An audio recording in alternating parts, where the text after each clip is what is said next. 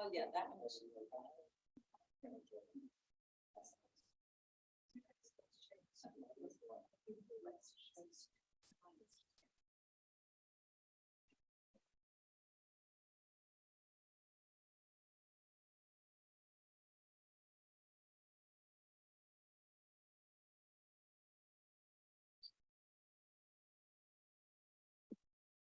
Are we on YouTube?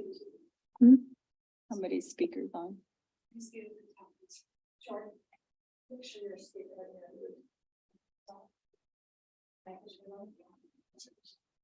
Keep your mic sensitive to the face so that you can hear. Okay. I will bring the January 24th, 2023 Board of Education Study Session to order. Roll call. Kate Thomas, Here. Troy Carr, Here. Deb Baker, Here. Jim Hansen is absent with notice, Clay Colomb, Here. Jamie Clapham, Here. and Michael Berkland. Here. Please join us in the Pledge of Allegiance.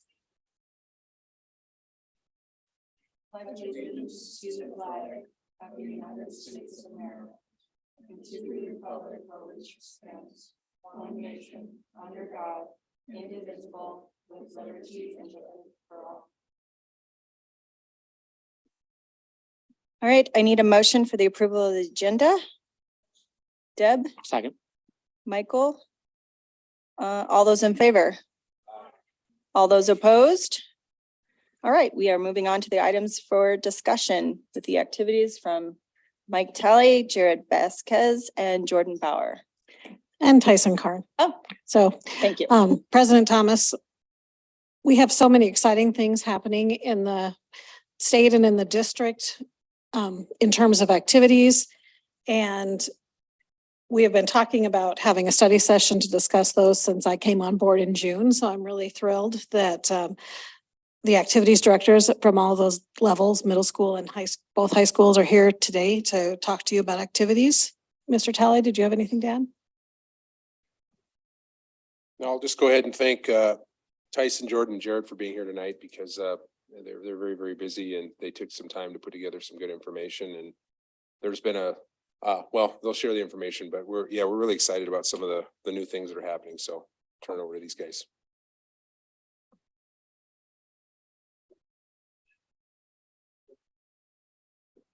Okay, Jordan's going to share the power. I'll just introduce myself real quick. I'm Jared Vasquez, Activity Director, Stevens High School. I'm a product of the district.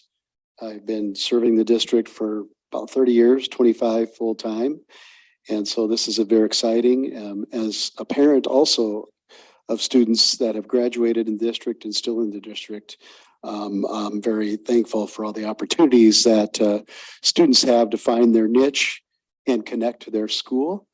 And also, find friends and do something that's fun. And very fortunate on a personal level that my two graduated students have continued their education, including some of the things that they were involved in with extracurriculars and co-curriculars. Thank you. I'll pass it over. My name is Jordan Bauer. I'm the activities director at Central High School. I've been here in the district now. This is my 5th year. Prior to that, I was up in Spearfish for 3 years doing the same job. Did some coaching at the collegiate level prior to the K-12 world. And my wife is also a product of the district and currently working here in the district. And we've got 2 little ones, one at Rapid Valley and one that's just running around being crazy all the time. So I'll turn it over to Tyson. I'm Tyson Karn. I'm also a product of the district, grew up here, went through school here. This is my first year as a middle school activities director, but I have been in district for, I think this is like my 11th year now as a teacher. Very exciting, to be here today and help, relay some of the information that we've been working on and, excited to where we're going. So.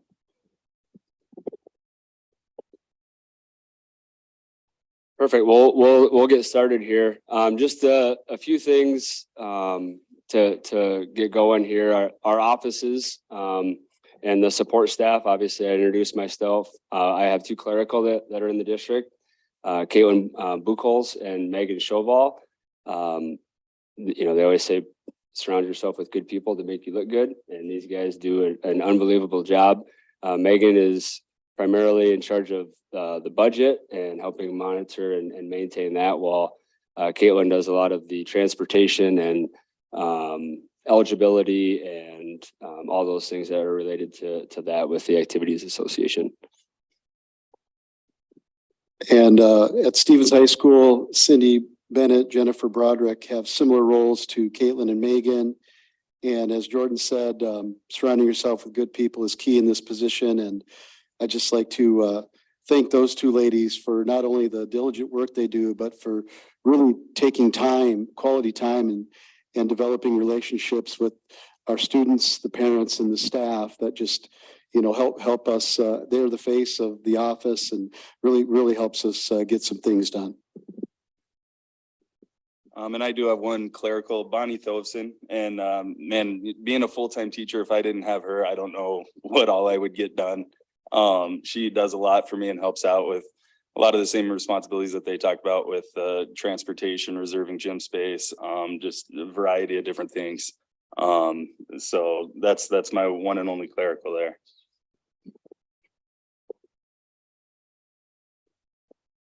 So moving on to just some of the roles and responsibilities that we have here in our offices and kind of what we do for kids on a day-to-day basis. Obviously, this isn't all we do. This is kind of an overview and a synopsis of what we try to accomplish every day. Can you guys all see this? I don't know what you can see in front of you. I'm obviously not going to read the slide to you, but some key points. We're here to educate kids and let them know that activities are an extension of the classroom, and learning those skills of leadership and fighting through adversity, and all those things that go along the social well-being of students, helping them graduate. Our main focus is getting them across the stage at the end of their senior year as well. And I think Mr. Vasquez is going to talk about some of the other we've got on here community liaison. We have a lot of student-led organizations that vary between the two schools, depending upon interests that take place at the school, along with our club lettering agreements. Yeah, thank you. So in our role as community liaisons, I think first and foremost, we have the responsibility and the privilege to really help parents, especially at the high school level, stay involved with, but still let their student go. So we work very closely with our booster clubs. Obviously, the Rushmore Bowl is a huge community-driven fundraiser that supports the activities at the high school, all activities. And we also linked to those club lettering agreement sports where we work with community entities and parents so that students can be recognized with the letter and have some of the benefits being involved in an activity that we have an agreement with to help them maybe with activity excuse day and those types of things. And also the SIGs or student initiated groups. Like he said, there's probably 10 to 15 per school. They're floating based on the student's interests at the time and the ability for an advisor to be able to volunteer and sustain that. So we've had some that have been around for a long time and others that are brand new. And so when we get down to questions, we can keep you up to date on which ones we have and which ones are excited about. There's one at Stevens that I'm hoping to go to some meetings in its American Sign Language Club that got started. So I'm very interested in, even going and maybe picking up a few basic ways to communicate in another way. Tyson, you no, not really. I have a lot of these similar roles even at the middle school level. We've kind of just, what I've learned is, we have very similar similar roles, even at the different levels, middle school and high school. Sometimes it might not be as big of a scale as the high school, but these are a lot of the same things that we deal with at the middle school activities as well. So I guess I'll get it started off. These are all the different activities that we offer at the middle school currently. We got all our main sports on there. We got some academic competition, and then we have our, we always call them the big three as far as the fine arts, our big showcases for choir, band, and orchestra. We really haven't changed what we've offered. I don't even know the last time we added anything. It's been a while, but these are our main sports and activities that we offer at the middle school level. And it's all 5 middle schools. So each middle school has their own, 8th grade football team, their own Knowledge Bowl team. And so it's kind of spread out over this one big umbrella, all 5 middle schools. Can I ask a quick question? Sure. Ignorant new board member talking. Girls' choice. Okay. So Girls' Choice is, it's an option for 7th, 8th grade girls to take this quarter, 3rd quarter. It's up to each school kind of to do an activity of the Girls' Choice. So they can kind of look at it. Some schools do like cheerleading, dance. Some schools do like a CrossFit workout, and they do like concession stand stuff. So it's kind of up to each school how they want to run that.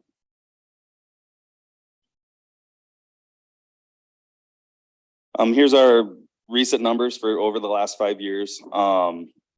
We're getting close to getting back to our pre-COVID numbers. We saw a little hit there with participation, but we're getting back up there. We're seeing a lot of sports are growing. We're seeing a decline in a few of the activities. But actually, even looking at this year's numbers, I didn't have those up there because we still have track season going out or coming up here in the spring. But we're getting really close to those same numbers that we had before COVID hit. And we're really growing. I mean, our boys basketball season, we got more teams than we've had in quite a few years. And we're definitely seeing a growth in a variety of sports and activities. Yeah.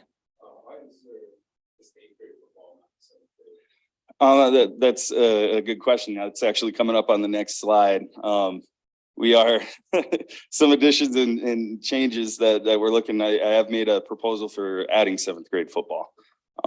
We feel like it is a big need right now. I mean, currently, we start the football season, we ask who's played organized football before, and it's depending on the school, 2 to 10 kids raise their hand.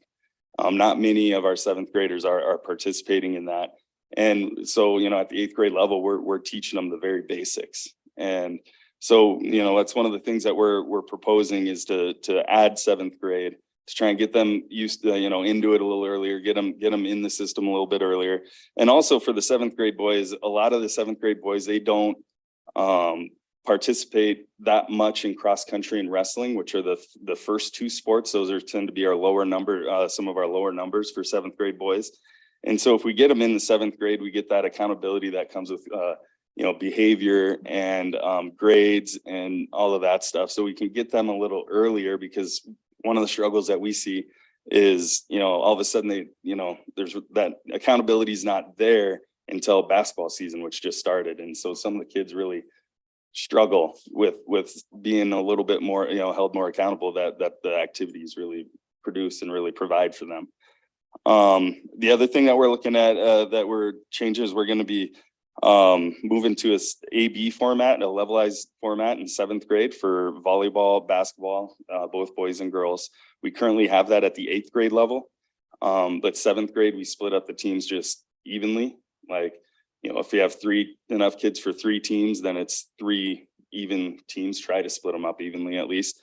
This way, we'd go to an AB format to, the goal is to increase the competitive nature. I mean, bottom line, get those kids that are, the top of the class, get them, working together earlier, and provide more opportunity too for the kids that maybe aren't as skilled. They'll be on the court more often. They'll have the ball a little bit more often, even when they're, even if they're on the B team.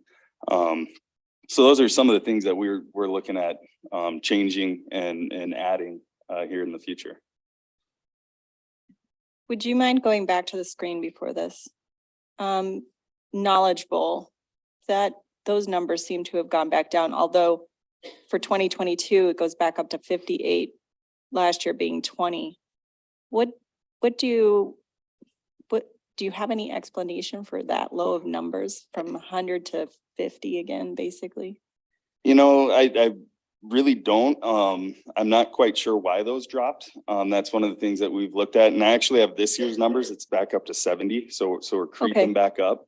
Okay, And you know, that's one of the things we looked at. Okay, are we not promoting it enough? Are we not pushing Right. it enough to try and get those numbers back up to what they used to be? okay. And I think at the high school level, we can add a little bit of insight there. The year we had the return to activity plan and those things, the way the format Knowledge Bowl ran was very restrictive in terms of space, numbers. You're limited to the amount of buzzers that could be shared, those types of things. So it really, that whole, you know, all those variables of that equation led to was just not real conducive for the normal middle school format of, you know, it's not uncommon for some of these middle schools to have 3 Knowledge Bowl teams going to these events, but when only one could really participate because of the virtual formats or whatever, we took a little hit at the high school as well. Thank you.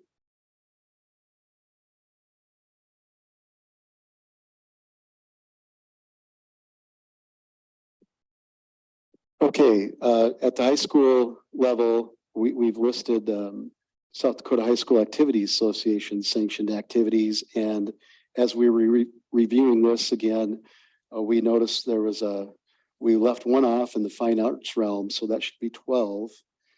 Oh, and then Jordan did add it there at the bottom, so journalism, so we apologize for that. But as you can see, the list, there's a lot of variety. The fall season is very heavy. We have 10 varsity sports in the fall season.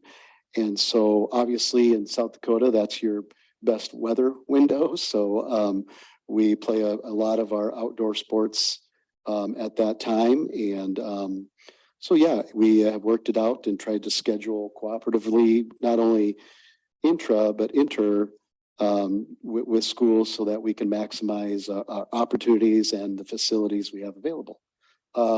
Beyond Rapid City area school sponsors, even though they're not sanctioned, some activities, 3 of which are part of our academies, and I'll list those and then let Jordan go. FFA, FBLA, and HOSA, namely, we sponsor. They're not activities association sanctioned, but they're part of our academies and provide competition or convention type opportunities for our students. And I know as FFA is expanding and the reach of the academy is expanding, they're very excited to have FFA days at the stock show. So a preview to the stock show is really focused on FFA and the student version of that. So we're really thankful for that local opportunity. Yeah, and a great thing that I'm proud of is these are everything that the Activity Association sanctions, and we offer all of these in both of our schools. So we're allowed to offer every sport and every fine art here that is listed as an opportunity for our kids to be involved in something. So I think that speaks a lot to RCAS and their commitment to understanding the importance of activities and what it can do for kids. And like Mr. V said, just kind of going into that academic piece, you know, the other clubs that aren't necessarily sanctioned by the Activity Association, but Knowledge Bowl, Yearbook, Marching Band, Flag Corps, even though Marching Band maybe should be. But we have a lot of kids that have been given that opportunity to go on to college and still participate in the marching band and those sorts of things. We have intramural basketball that we offer for our kids as a way for, that's one of our higher cutting sports that we have to cut kids based on numbers and number of teams and things. So we're able to offer intramural basketball to still give those kids an opportunity to participate and be involved in something. Photography, prom, of course, National Honor Society, those are all things that not sanctioned by the Activity Association, but just something that we wanted to mention that we do offer for our kids. And we have 8 club lettering agreements. And those are in the handbook, but just to review those, that ranges from athletics to non-athletic things. So baseball, robotics, lacrosse, rodeo, swimming, figure skating, trap club, and hockey, girls and boys hockey. And so a lot of things going on. And again, that's that partnership and allowing, working with those organizations so students can get that recognition for that commitment and learning the same values that the education-based activities are trying to promote and support and reinforce. Just a couple others. Shadron Academic is also something that we support, and that's if you're not familiar, it's a one-day huge academic contest on the campus of Shadron State. From culinary to the sciences to the ag, they test in about everything. And so we send groups down there and see how we're faring against, regional schools essentially. And then, that's about it there. Just a quick to explain the difference between a club sport and maybe a sanctioned activity, South Dakota High School Activity Association sports. So our club sports, they're still required to follow all of our academic requirements that are in the handbook. They need to follow our training rules, attendance guidelines, all those things. We don't monitor their coaches or we don't give anything financially to them. We just help them out with the letter piece of whatever their criteria is to letter in that individual sport. So Real quickly, did you mention lacrosse? I think Yes. we might have Did missed you that say one, that? but lacrosse is one. We Is didn't that- mention okay. lacrosse. Yep. They are on there. Moving on, so this is last year's numbers, participation wise at Rapid City Central. And these are I would say this is a pretty standard year for us. Obviously, the year prior was down a little bit, just due to COVID and that sort of thing as well. But these are pretty standard numbers for us. Now, this may count a kid more than once. So a kid that plays basketball and football and runs track, he or she would be on here 3 times. So, the total number of participants, I don't have that number right in front of me. I could get it for you, but I would guess at Central is around 600 to 700 kids that are participating in some form of activity out of our 1,950-ish, Mr. Sales. So that's those are the numbers there. This also does not include any middle school athlete that we would bring up. And this is a report that the Activities Association requires us to submit annually.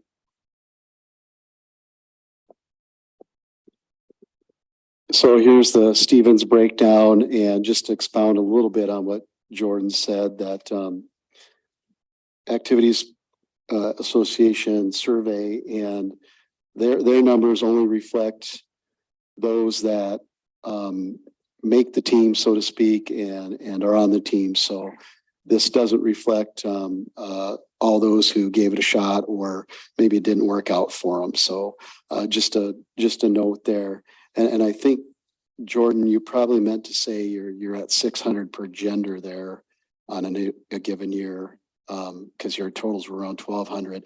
At Stevens, this is, like Jordan was saying, it's pretty typical, especially after the redraw of the district attendance area, and our enrollment capacity went up to around the 1,700.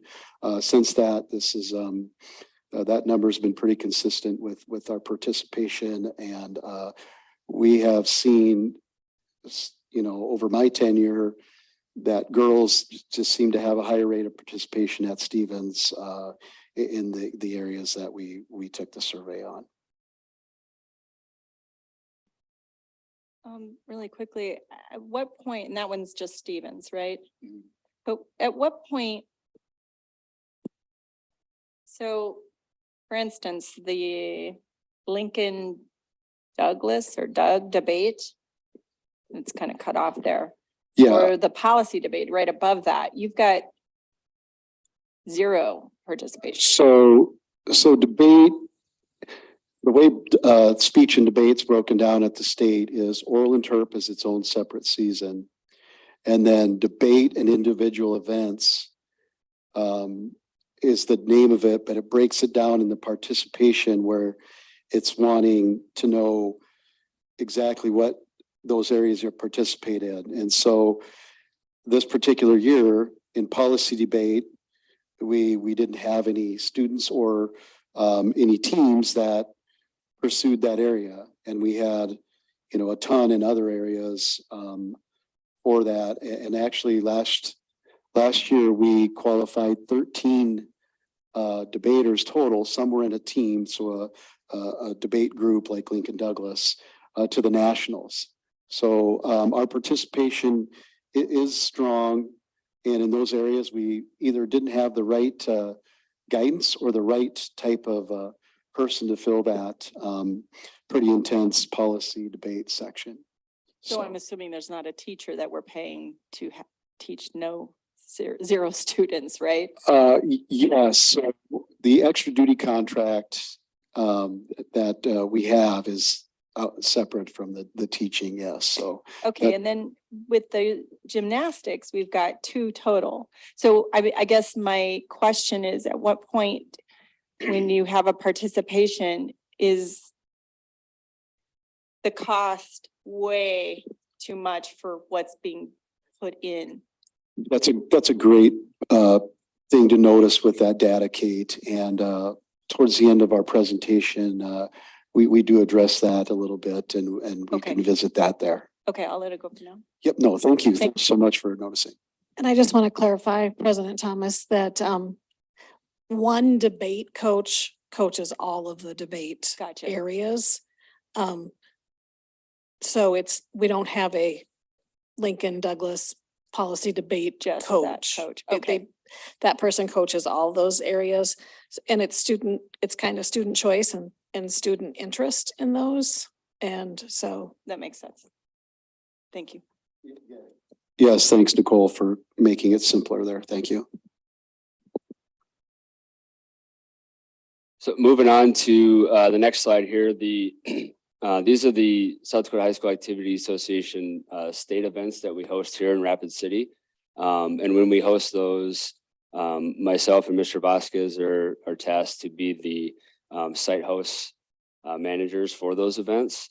And you can see there, again, I'm not going to read everything that we host here in Rapid, but there are a number of different events that we do host, which clearly bring a pretty huge economic impact to the community when that happens in terms of, gas stations and eateries and hoteliers and all those things that come along with that. The new arena has helped attract and keep some of those things out here at West River, and which has been great. I'll get my first go at All-State Jazz Band with Mr. Belsauce here in a couple months. We're hosting that at Rapid City Central, so we're pretty excited about that. But there's, a number of different things. As you can see, we have partnered with Visit Rapid City on some of those, and they help with some hospitality needs, helping feed workers or that sort of things at the events that we host, which has been helpful for them to do. And I know the city has hired a sports commission director that we'll work with him moving forward to try to help grow and maybe help with some of the cost sharing and those sorts of things as well. Would you foresee all state orchestra and chorus being here at some point? Seems Yep, like so- it's in Sioux Falls every year. Yeah, right now it's on I believe it's a 2-to-1 rotation right now. Oh, 2 okay. years in Sioux Yeah. Falls and then 1 year out here. Okay. That was actually the first event in the new arena. Oh, with yeah. all okay. state chorus and orchestra out here. Yeah. Go ahead. Right, and this list isn't annual.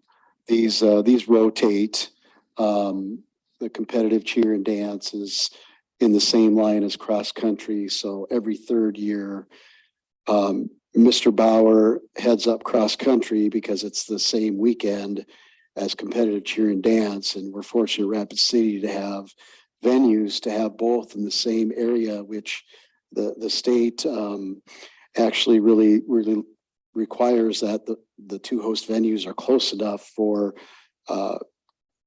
students that do both can go back and forth. For example, if there's a Class B runner that's also on their competitive dance team, they can be in two state tournaments in one weekend.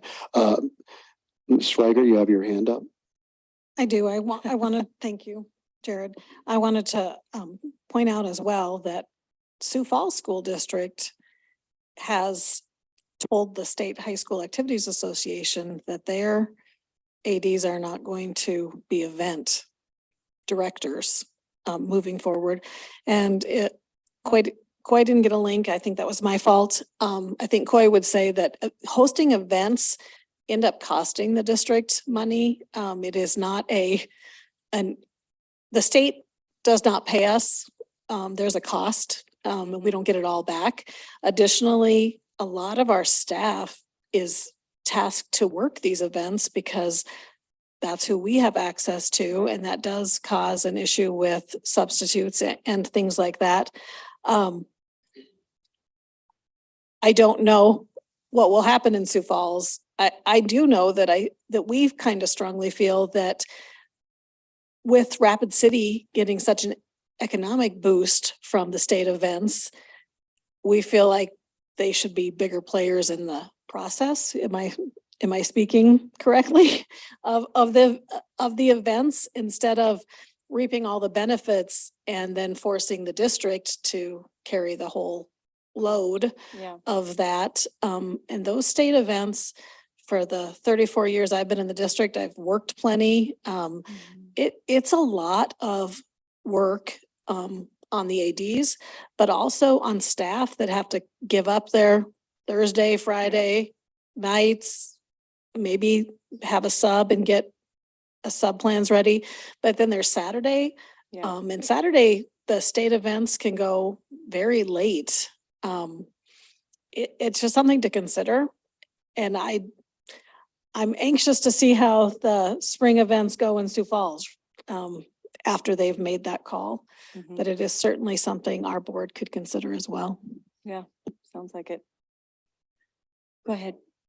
You have your Yeah, hand up. thanks. I was kind of getting to the same point that Mrs. Swagger was putting there on seeing what, our district is compensated.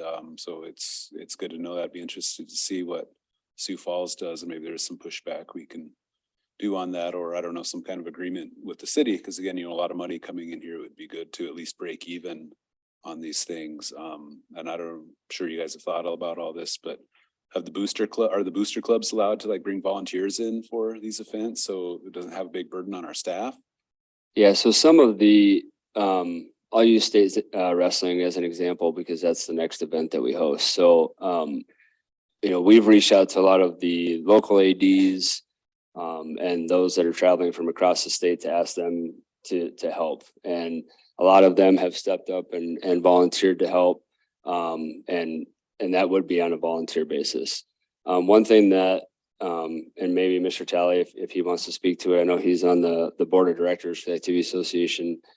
This past year, I believe they did vote to increase some of those management fees. In some sports, it's adequate. In some sports, it's not. I guess just to be blunt in terms of monetarily, but so that's just kind of. Breaking even is obviously at least what we try to do. If not, be able to, we always try to give a little bit back to the district, obviously. So. Yeah, and I'd also just, because we have had this on our minds and we are trying to serve our schools at the same time as some of these events. So just a few examples where we've started to partner with other schools and entities to take over some of the burden. When they divided tennis, as Deb can attest to, Class A is on 2 certain days and Class A is later in the week. We basically have worked with Rapid City Christian and St. Thomas More to say, when it's your class, you know, please, we can have the trophies and all that delivered to our place because that's what they always do. But you provide the manpower and the leadership and that management, and they've been great and they've stepped up and done it, which I think right away takes off that burden of staff and burden on us to be out of our buildings for something that our students aren't directly involved in. And the other example is State A basketball last year. Kyle Courtney, Rapid City Christian, stepped up and was basically, you know, an assistant manager where he can now, I'd be confident that he can handle that on his own. So we are trying to look ahead and groom people so that the burden doesn't just fall on the public schools, since the greater Rapid City is benefiting, and we are looking forward to work with the new sports commission person as well. Ms. Clapham. Kind of speaking,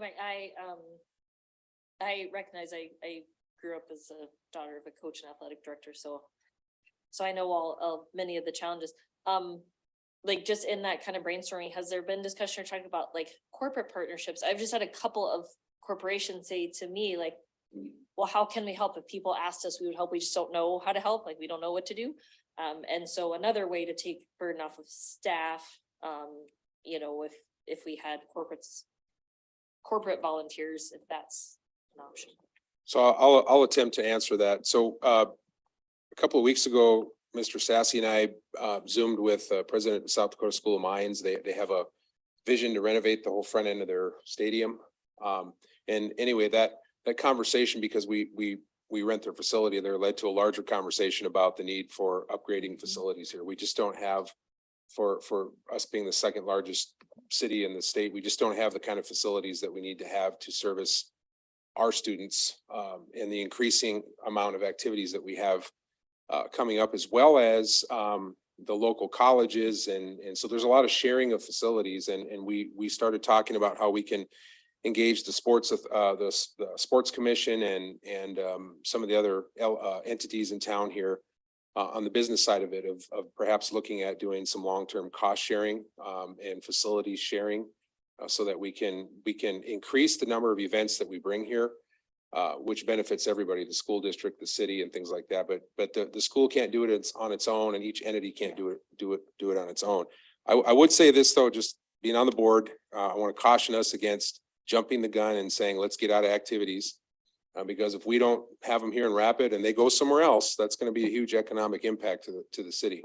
So I don't want to get trying to wear both hats here. I don't want to get too far into the weeds on that. Yes, I think Sioux Falls had some concerns about some of the reimbursement costs, things like that. I think the association has worked hard to increase those reimbursement fees. And you know, I personally, and I said this as a board member, that I don't believe any school district should incur any costs. I mean, you know, we give money up front to try to pay for some of these costs, but if there are bills on the backside of it, those should also be paid by the association. I applaud these guys for seeking out other schools to help, because it shouldn't just be Rapid City schools. Because a lot of these events are not AA school events, they're A and B events, but they're hosted here in Rapid City. It is difficult to get help and other folks and schools involved. It's free labor. So you hope that the experiences that the workers have are you know, offset the costs that we have. And so we're working through some of those things, but you know, if we have the opportunity to host a combined wrestling tournament here and it goes to Northern State University in Aberdeen instead, because we decide we don't want to do anything with it as a district, that's going to be a problem, I think. And so we just got to be careful about that, not getting too far off on that. Clay Clom, go ahead. Thank you. Yeah, it's kind of interesting, the Sioux Falls stuff. I remember hearing chatter. They're trying to get everything in Sioux Falls, you know, every event in Sioux Falls every time. And I'd hate to see that. I mean, it's great for the city for us to have it, but also, you know, pushing back on making sure that, you know, we are properly compensated or not bearing any costs that we don't need to. I guess my own question is, the new sports authority or whatever here is in town, how is that working? Are they helping trying to staff some of these? So we haven't done anything with that yet, and we had an initial meeting. Dr. Rankin is actually going to set up that meeting and invite us to that. And then we just want to sit down and say, how can we work together on some of these larger events? I mean, the High School Activities Association events are some of the largest and most lucrative events for the city in terms of revenue. And so we don't want to see all these events go somewhere else.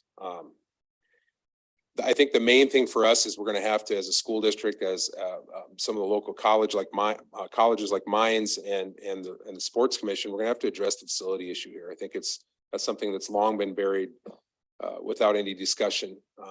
We have to have an upgrade in facilities in the city here if we want to continue to add on events, even for us as a school district. Surprisingly, we don't have our own usable football stadium, and we're the second largest school district in the state of South Dakota. So, just some things to think about, but facilities will be the biggest topic, as it is everywhere. Yeah, it's strange. SF, moved up here from Plano, Texas, and the school district next to us voted on a bond for a $78 million football stadium. Just the football stadium. I mean, okay, 4 schools shared it, but it was like, Wow. Mrs. Swaggart? I was lucky enough to be asked by Visit Rapid City to sit on that interview panel for the director of the New Sports Authority Commission. I don't believe that he has officially started yet, or is he's starting this month or next month. So I think that will take some time to get talks with that group underway. And Ms. Clapham, for your comment about involving other corporations and stuff, I think that they really encourage school districts to provide the volunteers because we're all vetted, so that I think that's a great idea, but I'm just sharing that I think that's one of the reasons they kind of lean on us. President Thomas, I can't figure out how to raise my hand since I'm sharing my screen. So if I can just do that, I'm sorry. So the Activity Association also does have corporate partners. So that money is earmarked to help with, numerous different things within the Activities Association. They have given us the latitude that if someone wants to set up a vendor booth at a state event, that we can charge. We, meaning the district, can charge for that, and we can keep that money. We have one that wants to come to the state basketball this year. So those are some things that we can also use to offset some costs that would go back into the district budget. And that flexibility is due to the exclusivity that their corporate sponsors have. And so for state events, we're a little bit hand tied there, but that's something based on our policies and things that we'll have to look into as we continue to host our large wrestling invitational, cross-country invitational, and we're going to start a volleyball invitational. So that would be something that I think sponsorship would really, really help with our local ones that aren't state-based, that, any of that revenue cost recovery generation, if we can get help to that could go right back to the general fund. Yeah. Go ahead.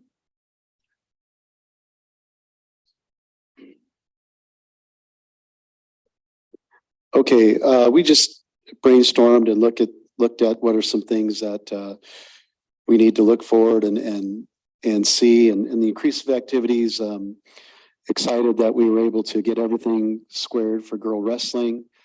I know last year we only had 3 girls wrestling, and I think Central had 5 or so. I can't remember, 2. This year we're up to 24 at Stevens. Took second place at the East-West last week, and showing some improvement and those things. Softball we're working through, and this spring we'll have our inaugural school-based SDHSA softball, working with, again, community liaison, working with the ASA and the other entities involved in the complex over at Parkview. Esports has been on the wings. It's huge.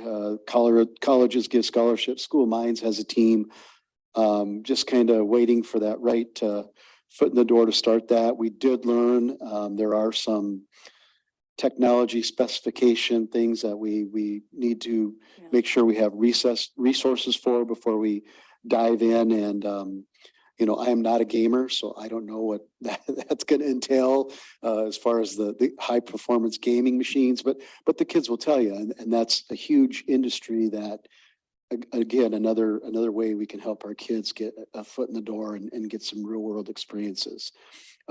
Mr. Talley talked about the facility resources, staffing. I don't need to remind everybody the staffing issues and some of the things we're dealing with post-COVID and in these times where we're just not getting enough of anything, be it supplies or whatever. We're working on those things. And then some things that aren't just local or state, but they're nationwide, is that's a, you know, shortage of officials and workers. So as we talk about volunteers and all those things, yeah, we need to get creative and, you know, feed them a lunch while they work so that they feel good about that, and then just sell the experience. And most of the people that do volunteer step up to help are educators, former educators, you know, or somebody that has seen the benefit and wants to give back. So there are those people out there, and I think we are doing a pretty good job and trying to be very mindful of not overusing the convenient staff member, but also in some of these areas where it's a really technical, how to do a scorebook correctly, those things, you know, that's when we tend to use the staff member that's been trained and tried and true versus the floor blocker. You can't enter this area. That's where we're employing, you know, and reaching out to the ADs at the other schools and things. Like, if we tell you to stand here and not let people in, you don't have to have those high technical skills to run the machine or whatever. So that's what we're doing to look at that. And then the last item on there is what you referred to earlier, Kate, was low participation in gymnastics. And that brings us to that part. Go ahead, Jordan, if I forgot something. Yeah, I'll just add a couple of things. I'm actually on the esports steering committee for the Activity Association, looking at adopting that as a sanctioned activity for the SDHSAA. And I've learned a lot about gaming as well. Since I got into that, there's numerous companies out there that provide safe and vetted games for kids to play at the high school level. And, you know, obviously those are all, any game that we would participate in would be approved by the Activity Association, approved by the school board and everything, obviously. But it's definitely a growing huge event that is getting a lot of kids a lot of opportunities to be able to participate. Going back to the facilities as well, especially in activities, we have, I believe, 7 or 8 off-campus facilities that we, you know, we help run or monitor, have to host an event at. And that really, another thing that just causes staffing issues, especially if there's substitutes or whatever, trying to get folks out of the school to get down to Hart Ranch to host a state or a cross-country meet, or even over to School Mines or down to Parkview here this spring.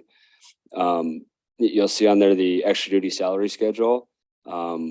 Myself and Mr. Vasquez and Mr. Karn, Mr. Talley, we've Mrs. Hafner was part of that as well. We have put together a proposal to kind of revamp our extra duty salary schedule that I've been told hasn't been looked at for a while. I don't know what a while means, but so that's something that I think we'll be bringing forward as well to help with some of that recruitment and retention and stuff as well. And then, yeah, I guess I'll open it up to President Thomas's comments on the low participation of activities, and or we can maybe wait till the end when we have questions. I think we have one slide left. So whatever you would prefer. You have your hand up. Go ahead. Sorry, I did reach out to Coy via text and asked him, and the captured costs of hosting a state event can be $20,000 to $30,000. And the state is currently reimbursing about the rate of 90% of that cost, so we're eating the rest. But there's probably significantly uncaptured costs that we're just, we know we're not gonna get it back, so we're just not including it, or it's not something that they would typically pay for. I do think it's important to recognize where interest is growing and where we're going with activities and sports, and also recognize where things are kind of falling off. And be able to address those things, because as we've talked about, Mr. Talia said often that we don't have this money orchard, and we can't keep adding activities that we know we're going to have significant participation in if we don't let go of some that we're losing participation in. So that really has to be a conversation. And we can definitely provide numbers for, I mean, we have all those financials for all the state events that we host, obviously. If that's something that the board is interested in, we could do that legwork too. Yeah, I think we would be interested in at least seeing, you know, not all the details, but how much are we really putting in that maybe the city or sponsors or state could actually be supporting. Yeah. I don't see any other questions right now.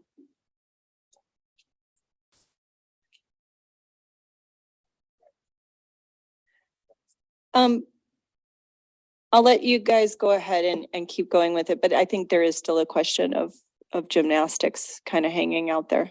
So maybe you can address that at the end. Perfect. Yeah, well, this is our last slide, then Okay. we can have that discussion Perfect. if that's fine with you. So this is just kind of a by the numbers, you know, just everything that we've talked about leading up to this slide, just the amount of events that we're hosting annually for our kids at each school. I guess I shouldn't say hosting, offering. Some of those are on the road. They're not all being hosted by us. So some may be in, you know, Sioux Falls or Brookings or Watertown or whatever. But that next line does say about how many days of home activities that our kids are able to participate in, and families can come watch their son or daughter be able to participate in those. There just kind of talks about how many positions that we're able to offer and help in the recruitment of teachers and hopefully paras and anything else, bus drivers, custodians. Those are the number of positions that we support, and then the total budget for each school, which is all encompassing of all of our travel costs. That's including salaries and then our fundraised accounts or our custodial accounts.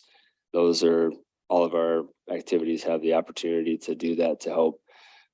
We use those funds for when we're on the road to help feed kids, you know, get them lunch or dinner when we're staying overnight. Maybe it might help buy them a nice set of travel gear or stuff like that that the district doesn't typically purchase.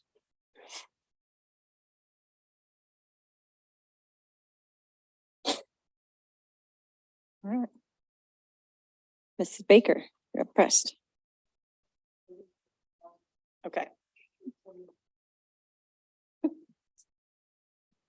I'm curious about the funding. How are those, who takes, I don't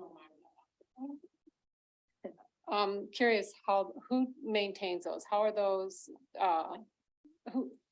just tell me how that works. Does each school have a fundraising account? Does each Sure. board have one? Yeah, so the activities office will submit to the business office a request for a custodial account. And I'll just use a group as an example. Band. So band has what's called a custodial account. And in order for transactions and things to be exercised in that account, that group, as they do fundraisers and make deposits in that is through the schools where we have that record.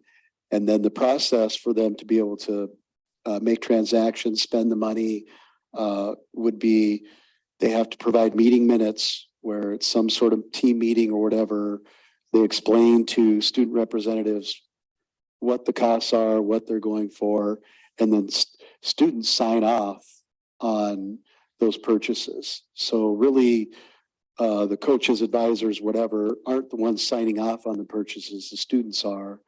And the school are the custodians of that account. And those are not tax exempt because it's fundraised money. And so we work all the numbers and reconciliation through that way. And our offices update the advisors and the student representatives pretty regularly on what their balances are. Is there one account and each fund or each sport has its own fund and it's separated? You guys can keep track of Yes. each, like for basketball, football, for tennis. They each have their own. Each have their own with line items, so withdrawals, deposits, whatever. Yep. Any expenditures. The district also has club account purchasing cards so that if they need to use a purchasing card on the road, it's automatically tied to the club code. And then when they bring their receipts in, we reconcile. So we try to get to the penny to be able to make sure we're accountable for that money. Yes. Mrs. Clapham. Earlier, so, I was wondering, when are all of our head coaches for athletic activities, are they all required to be CPR certified? So all of our coaches, they take courses through what's called the NFHS, the National Federation of High School. And they're required to take the collapsed athlete, first aid, CPR, concussion. There's a fundamentals of coaching course and heat illness for those that are in the fall during our really warm months. But CPR certified, no, but they do take a course in through the NFHS that talks about how to perform CPR and stuff, but they don't actually get certified, if that makes sense. And kind of a follow-up, at every athletic event, are there AEDs present at every athletic? Yeah, so at the high school level, we have athletic trainers in our partnership. And if they're not present at everything, we definitely do have on-site AEDs and also portable AEDs. We also got one for Sioux Park that's up in a common area. So we tried to think of the nooks and crannies and, those things. And our football team has one that we send with them everywhere due to the situation we had years ago with a cardiac arrest incident, a tragedy. So that group kind of has one earmarked, and in light of some things that happened recently with the NFL player, February 6th, and we'll see if they want to invite some of our board members, but February 6th, Surgical Hospital and Orthopedic are going to offer kind of a refresher, a little seminar, going over AED, other emergency EpiPen stuff, and maybe some latest best practice CPR type of instruction as well. They don't want it super formal. They just kind of want everybody to know what's the best way for them to respond in their situation, even if it's calling 911. So we will have that. So time of the question. Mrs. Swaggart. Boy, I think is Oh. on under my name also. Oh, Mr. Sassy. I think he might have stepped away. I didn't send him, he didn't get sent a link, so I sent him mine. So when he logged in under mine, it had my name. Any other questions? I guess then the only thing left to talk about is the gymnastics. So I handed out a handout there that wasn't part of the PowerPoint, and I apologize that you need binoculars to read it. So, but you can kind of see there the participation numbers over the last few years, and these are district-wide 7 through 12 numbers. in gymnastics. And, just the challenges of finding qualified coaches to coach such a technical sport that has moved in a large sense to more of a club focus in a lot of places. The facilities that we have here in the district aren't ideal for gymnastics setup. We currently use the annex gym over at Rapid City High School that we only have basically for that gymnastics season, which runs November to the end of February, beginning of March. So that off-season time of training, we really have nowhere for our athletes to go to train because Rapid City High School needs that for classes and stuff during the school year. And to move that equipment and set up is a huge task to ask our buildings and grounds to do. And the more you move things, the more risk you run of damage and all those things on very expensive equipment. And then just the addition of the female sports that we've added with girls wrestling and softball. I think even though we're a large school, we still only have so many kids, if that makes sense, that are interested in things. So, and then, we have additional sports coming in that we've already talked about in esports and, or potentially coming in, I should say. The state legislature told the Activity Association to look at baseball. So, again, kind of going back to what you said, President Thomas, about overall budget versus number of participants. A sport like this with a high insurance cost for the district as well. I think it is just a discussion that we need to have as a group. Part of the reason, obviously, of maybe I guess getting rid of this as something that we're providing space for is offset for these girls with other sports, even if it isn't the sports for these particular girls that they want to go into. But I'm seeing softball as well. That's not started yet, right? This spring. This spring will be the Right. first official season, for Okay. SDHSAA. Right. So as far as the law is concerned, we're still offering enough sports for girls that is, okay. Yeah, it makes sense to maybe get rid of this with that low numbers. It doesn't support the cost. Yeah, we have a lot of schools even neighboring us that don't offer gymnastics. Sturgis, Yeah. Douglas, Spearfish, St. Thomas More, Rapid City Christian. Hot Springs is probably the closest one that offers gymnastics. But we have the clubs, right?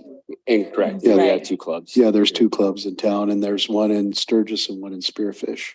Okay, so it's still definitely available for them. So President Thomas, I wanted to add a few things. I attended a gymnastics meet earlier this year. And it was a JV meet, which to my understanding, we have one varsity athlete competing.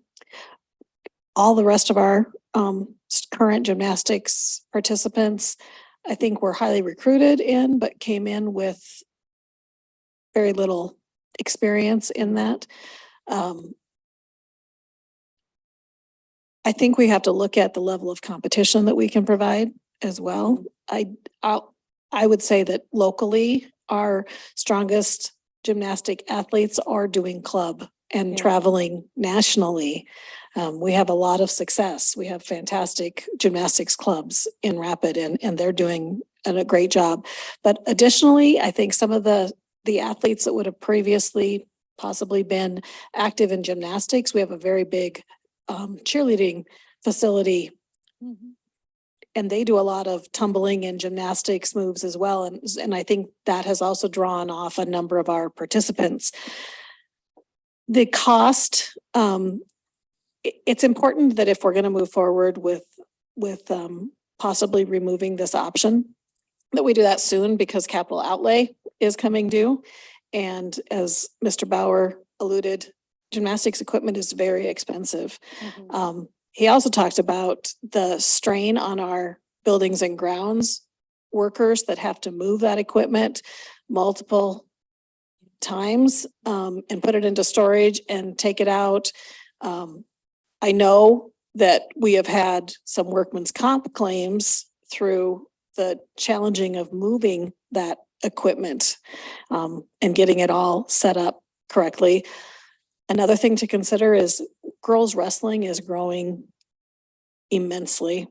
And the space that we're currently using for gymnastics would be a really great space to place girls wrestling in, so that they would have their own space to do that.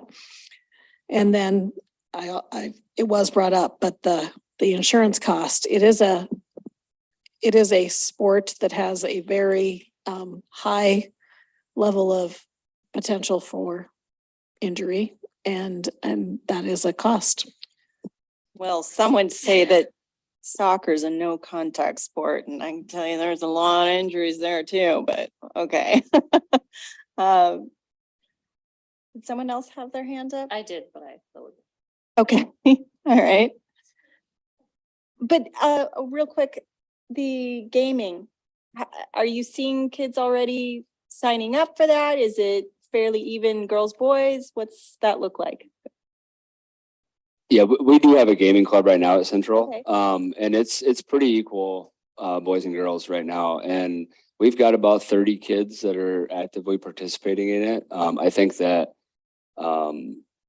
if we made it more of a recognized event, I think we could see a very large participation number in I that, think you could too. in that activity.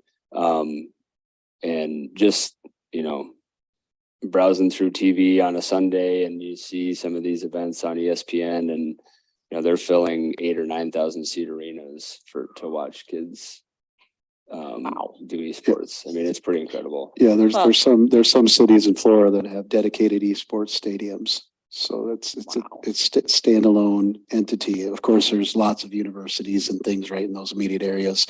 We don't have an esport gaming club, but we do have a general gaming club where instead of having 10 different clubs, we said, can you kind of consolidate into one club to make it a little easier on advisors and things. And I think if we had the right tools, the technology at the high speed gaming device, I think kids would flock to it because I think that's what's holding them back right now is a lot of them build their own machines to their likings for their games they do. And for our little gaming club, not all of them are into, the games that they're playing at the esport. Primarily, what's the one with the cars and soccer, Rocketball or something like that, Rocket League. And so that I think if we had the right tools and promoted it the right way, that we'd have a lot of kids interested at both schools and both genders. Yep. Oh, go ahead, Mrs. Baker.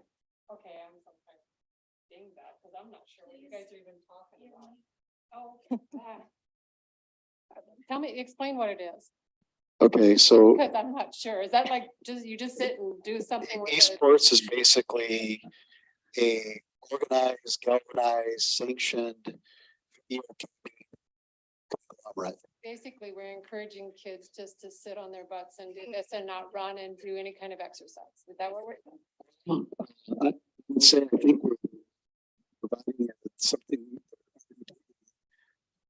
structured that is not going to kid out there to be academically inclined because there's lots of colleges offering this as scholarships because that's where obviously not you or my choice, but that's where it's a huge money business in creating video games and video content.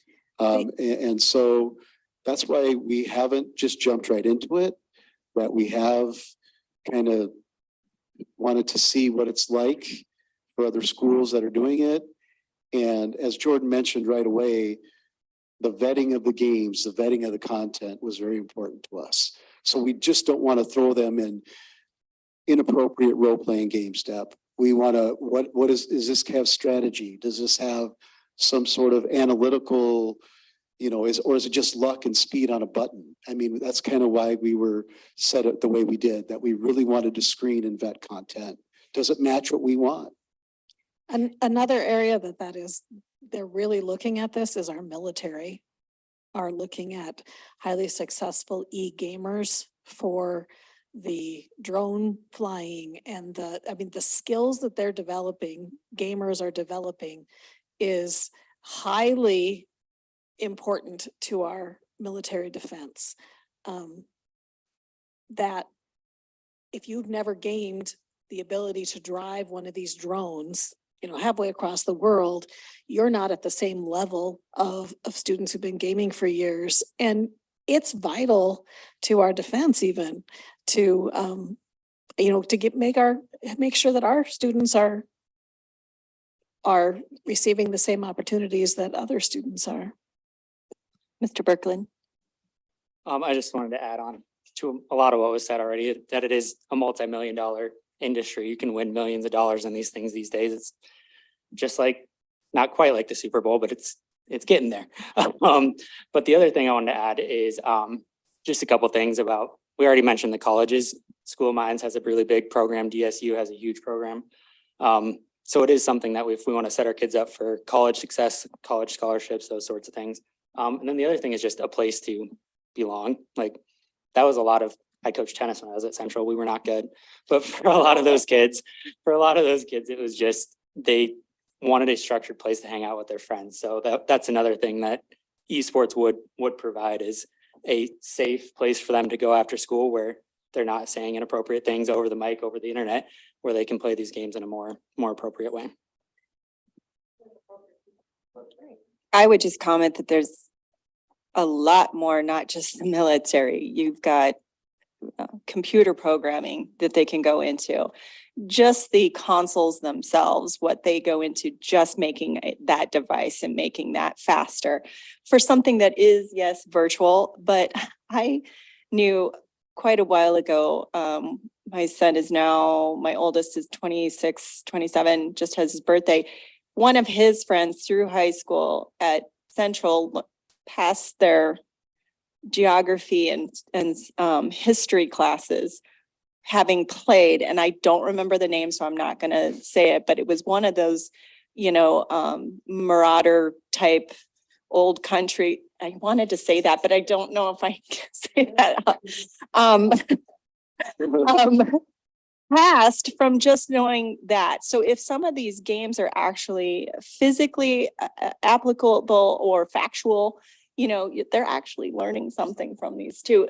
And again, it does go back to depending on what's in front of them. And obviously I know that the Associated Schools activities is not going to be putting up role-playing, adult type of things, but this is definitely an opportunity for students for much more than just playing a game necessarily. So yeah, that's right. And you're right, President Thomas. There's I can't remember what community, the Toyota factory. There's a Toyota factory down in the southern part of the United States, but they've donated millions of dollars to high schools to put these gaming systems in, because they want these kids to come work for them. Yeah. So. Yeah, exactly. And there are some of those opportunities out there. And yeah, there will be they call it FPS, no first person shooter games. So there's, no violence and that sort of things. But a friend of mine, his nephew had a full ride at School of Mines, and he's got a character that's worth like $180,000. I don't know what any of that means, but Virtual name, image, likeness probably coming up here now. But yeah, well, and it helps those kids too that go into the computer hacking. And there's a lot of big, huge companies that are looking for people to just study their security and try to hack into them. And that's one of those things that Sioux Falls, on our trip when we went to see the CTE facilities, they had mentioned, and I think I may have said this before, that one of their students had hacked into the system and had every single printer, printing a page with, you know, one word on it at every single school. And what they decided to do with that student is put them into the CTE and show them how, you know, how can we use this talent for something better? Obviously, I don't know what happened as far as consequences, but that's where those type of students need to be, where they can come out of maybe a couple years of tech after that, or even be talented already and make six figures working for a company to hack into other people, their own system. So again, military wise, that's on that end in that spectrum too. So Homeland it's Security, I would opportunity. say another mhm. area. But DSU has a phenomenal cybersecurity program. And a former Central student who graduated from Central, graduated from DSU, and just took a job with Homeland Security based on that training, and was Yeah. a gamer in high school. Right, right. So that's a good deal. Any other questions from board members for our ADs? I just want to say thank you for all of you and all the staff that does this. I mean, from, you know, band, orchestra, everything. I think we have a very wonderful extracurricular program in the district. So thank you. It's, you know, Mike's Yeah. children have been involved in it and very happy with it. Thanks, Clay. And just thank all of you for being supportive, being present at events. I know since we started sharing our activity calendars, I don't always get a chance to talk to all of you. We usually are running around. I know at the cross-country meet, I was trying to say hi to Jamie and Michael, but I was also the starter, so I was running around. And so but just your presence is really appreciated, noticed. And I look forward to when our student representative, Megan Zhu, gets to give you all the breakdown of what's coming up and what has happened. And so we'll let her continue to, and all the reps continue to give those celebrations, and appreciate you having us tonight. Yep, thanks for all you guys do as well. And just to echo Jared, appreciate you being at events, and if you're ever at one, need a bag of popcorn, let me know. But you haven't asked. But no, so but in all honesty, thanks for allowing us to come in and share anything, or share what we do and what we can offer kids. And if you ever have any questions, feel free to reach out at any time. We'd love to visit. Mr. Talley? Thank you. Jared's retiring this year, so I want to get a chance to say thank you. I know he's a modest guy. He doesn't want that attention, but just appreciate Jared and everything he's done for the district. He's taught the district for a lot of years. A lot of and was at years. Central teaching and was a dean, and so I just want to, on behalf of myself, and I hope everybody in the room here, just say thank you and Yeah. wish you the best in your retirement. You've done a lot of good work for Stevens High School and Central, and look forward to having you around. If we can get you to officiate or volunteer to whatever, just let these guys know. But appreciate you, Jared. Thank you so much. All right, we are on to other, and Mr. Carr has left, so we may not have another. Anybody ever have another? All right, on to adjournment. All those in favor? I need a motion. I need a I'll make motion, the please. motion. Thank you, Clay, Second. Michael. Sure. All those in favor? Aye. All those opposed? All right, thank you. Thank you for the presentation too.